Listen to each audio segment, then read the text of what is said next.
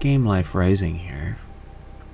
Don't have a script in front of me or any of that, so my thoughts are going to be messy, and that's fine. Not really organized, but I've been playing games most of my life.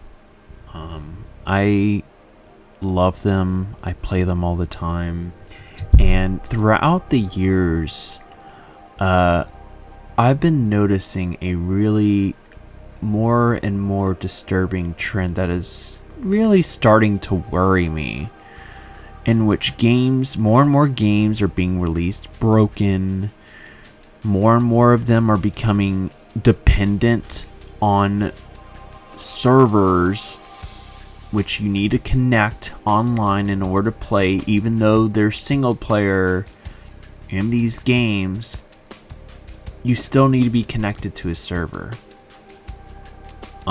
Look at the Tony Hawk remasters for the I'm speaking more specifically on PC, but I'm pretty sure it's a problem on consoles too.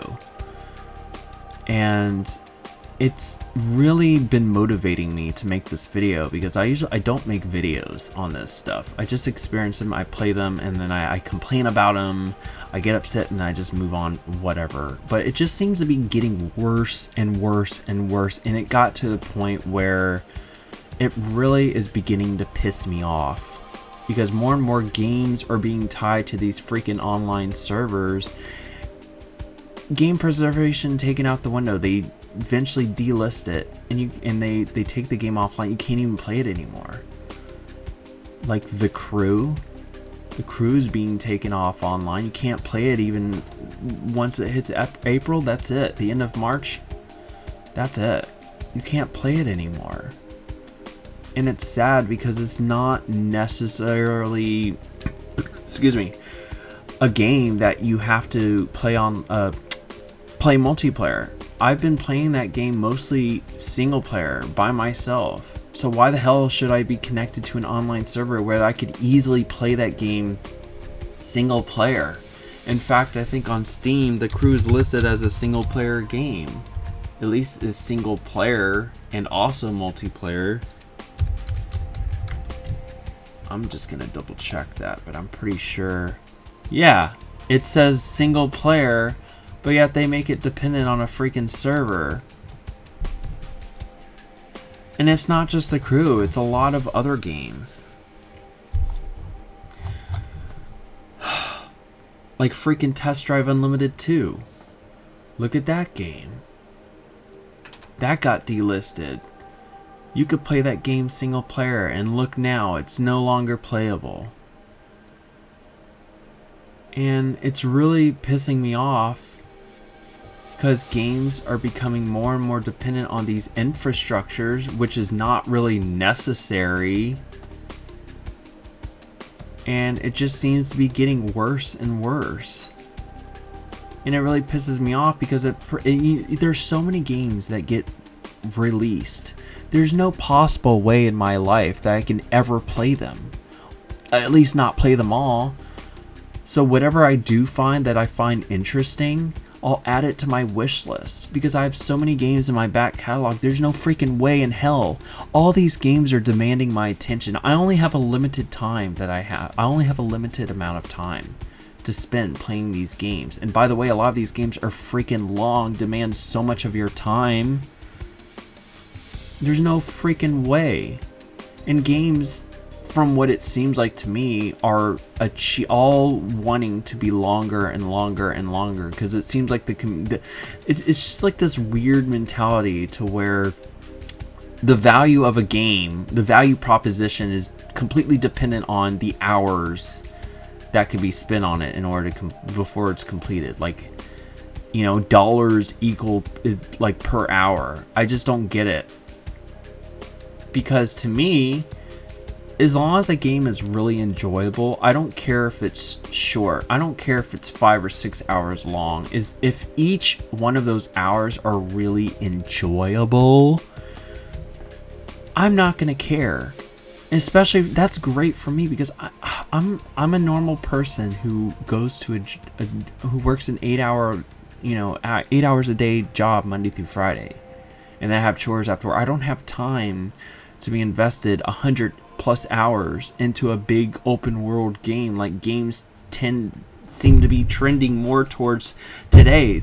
Games seem to be getting longer and longer and longer and longer, and it's starting to get to the point where I'm just, you know what, I don't want to deal with that anymore.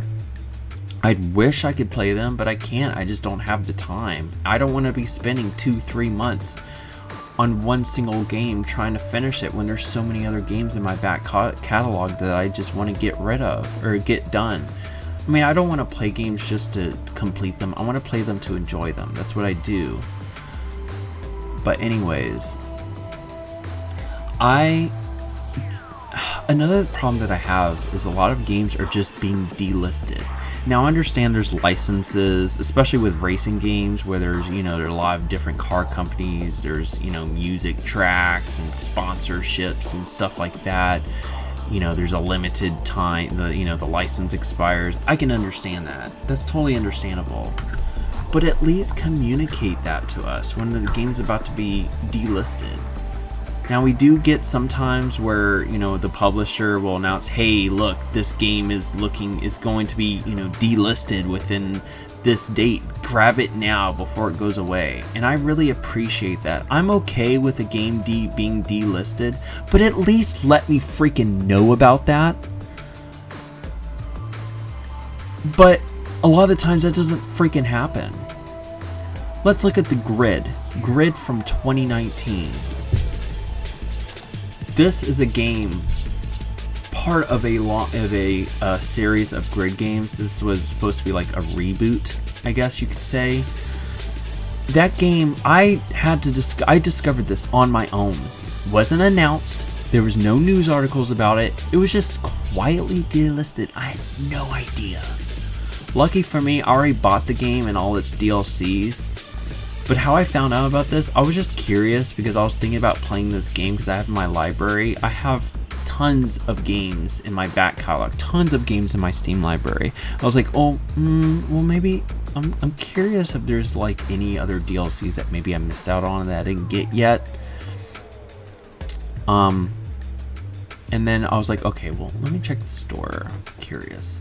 Went to go check. I searched it. I'm like, it's not popping up. So I tried searching again, didn't pop up, and I was like, wait a minute. Are you serious? I went to go Google it. Yeah, got freaking delisted.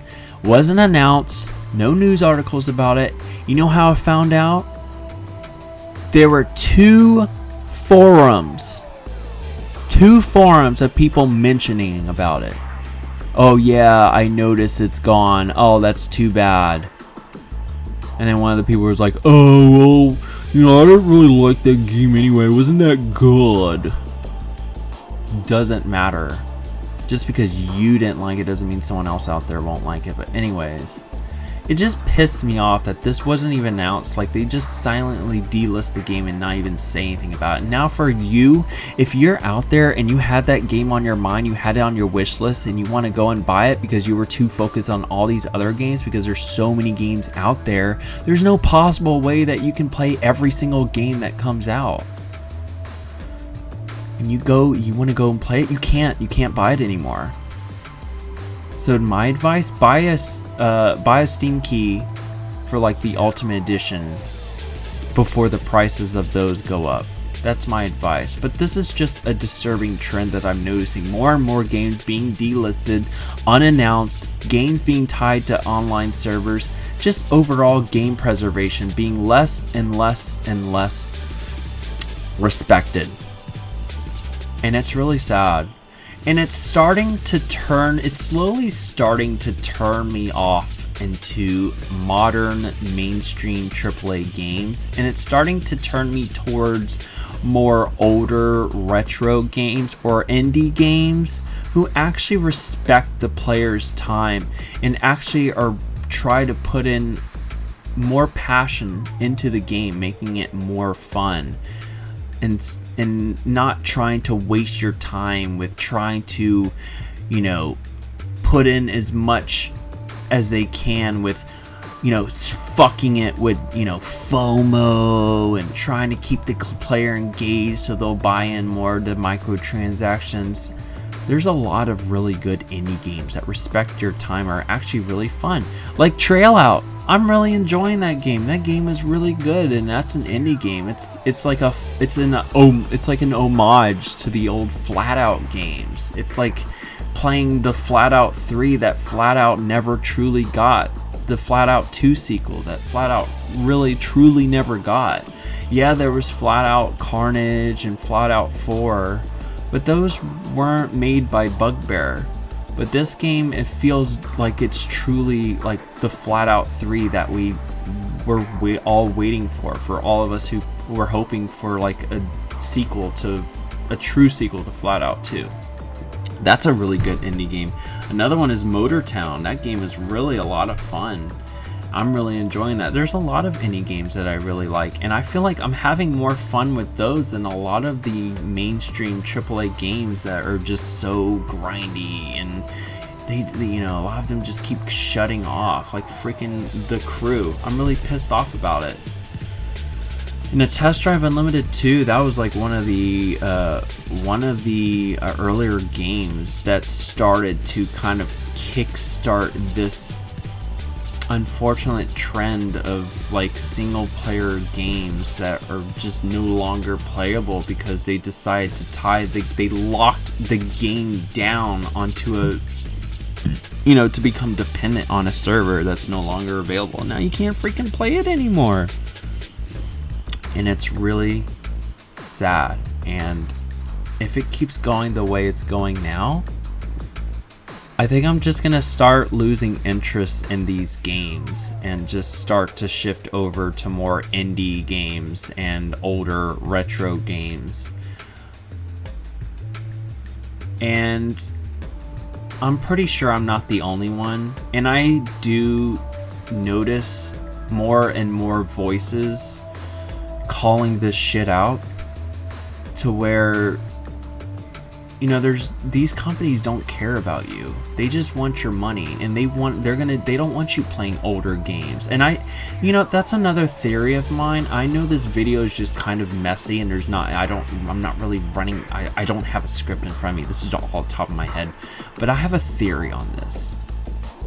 Now I know, to the average gamer like me, it's just like, that's stupid. Why would they silently delist the game? They would actually be making money because people would hurry up and try to buy it before it's gone. But the thing is, for a company's goal, a corporation's goal, like Ubisoft, EA, Microsoft, Sony, their goal is to make as much money as they can and have good returns on for investors. They want to keep growing and growing, just endlessly growing, which is unsustainable, by the way. But anyways, they don't care about that. They care more about making as much money as they can, despite whether or not you think they care about you. They really don't. If their players started shifting focus on older games that isn't really making them money, you're no longer paying their latest and quote-unquote greatest games that have more revenue potential. If you're shifting your focus away from those games and more towards older, cheaper games that don't really have much monetary value to these big corporations, they're gonna see that as money lost. So of course they don't want you. They want you to be focused on their newest games that have the biggest revenue potential, where there's microtransactions. They cost $120 for the full game. I'm not talking about the base level game where half the experience is missed out because you didn't buy the most expensive version of the game. They want you focused on those. So that's my theory. I think if they were to let you know, that would shift a lot of their customers to these older games, and they would have less of a less customers paying money towards these latest games that they would rather have you. They would rather not have you play your older games. They want to pretend those don't exist. At least that's my theory, and I wouldn't be surprised if that was the case. And that's the only thing that really makes sense to me, but like I believe just because something makes sense doesn't necessarily mean it's actually true. I'm sure there's a name for that fallacy. Was it ignorance fallacy or whatever? Argument from ignorance. But anyways, doesn't matter. This is still a problem, and I think something needs to be done about it. And I think there seems to be a growing overall awareness of this happening, and maybe more of a pushback as this becomes more and more of a trend.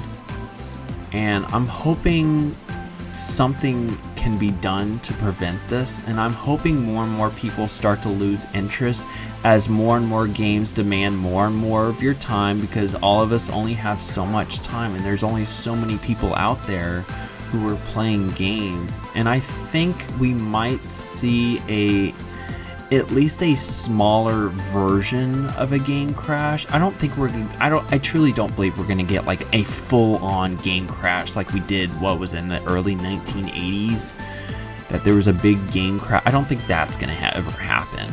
But I think what's more likely to happen is that we might see like a smaller crash in which there's like a smaller, games start to lose more, money because people are starting to lose interest in these bigger games. And then there also seems to be like a trend of more and more people starting to shift focus on older retro games. There seems to be a growing number of people who are actually showing interest in these older retro games. And if that continues, I really hope this will be the motivator that forces these big AAA companies to change for the better and not continue to be worse and worse and worse. So we'll see what happens. Like I said, this is not scripted. This is just everything that I'm thinking through the top of my head. So, either way, I would just want to get this out there. If you enjoyed this video, like it. Of course, the typical, like this video, So, have a great day, everyone.